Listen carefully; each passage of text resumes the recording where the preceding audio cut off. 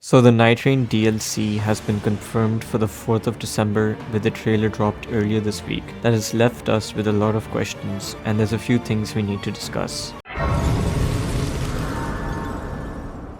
First of all, we got the reveal of the two new Nightfarers joining the fray, with their ultimate/abilities being shown as well in the trailer. One of the Nightfarers, named the Scholar, has the skill where he seemingly binds multiple enemies in the vicinity together, so where damaging one enemy damages the others in that bind. This seems very useful and almost essential for one of the two new Night Lords or Dreadlords. This tease shows 7 clones of this angel-like boss. This fight was certainly created with the intention that the Scholar will bind them all together, dealing damage to all 7. The usefulness of his ability or ultimate doesn't end here though. He would also be useful against Gladius, Everdark Gladius, Sentient Pest, Everdark Libra, Beastmen of Farum Azula, Banished Knights, and any other gang fights in the game, especially useful to gang fights that share one boss health bar. Pair that with Bleed and then the Duchess Rewind ability and even Iron Eye's weak point and you have a new meta.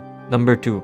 Gladius was again shown in this trailer in Limwell, leading people to believe that he will appear in the expedition in the form of a raid event, with that granting some new, unique power upon defeating him. Which makes sense since we have the Libra, Sentient Pest, and Augur raid. This also leads me to suspect that the Gaping Jaw may also be a raid boss, since he was also shown in Limwell in the first trailer. Maybe. Number 3. So how much content is in the game? So what we know right now is we have 2 new Nightfarers, 2 Night Lords, 1 Shifting Earth. We have at least 1 new POI. We know that Artorias will likely be a Night 2 boss. We know the Dancing Lion is back.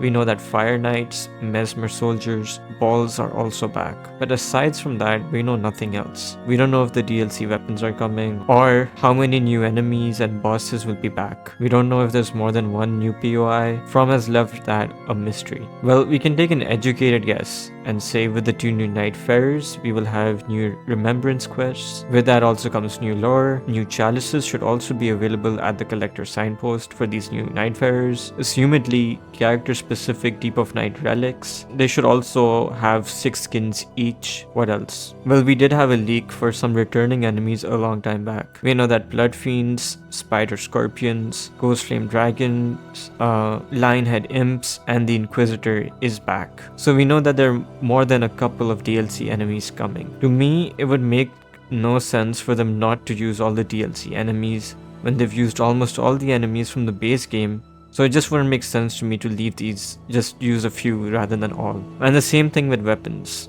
but we'll just have to wait and see. While From has shown the 2 new bosses, they still like to hide a few aces up their sleeves, so I'm remaining hopeful.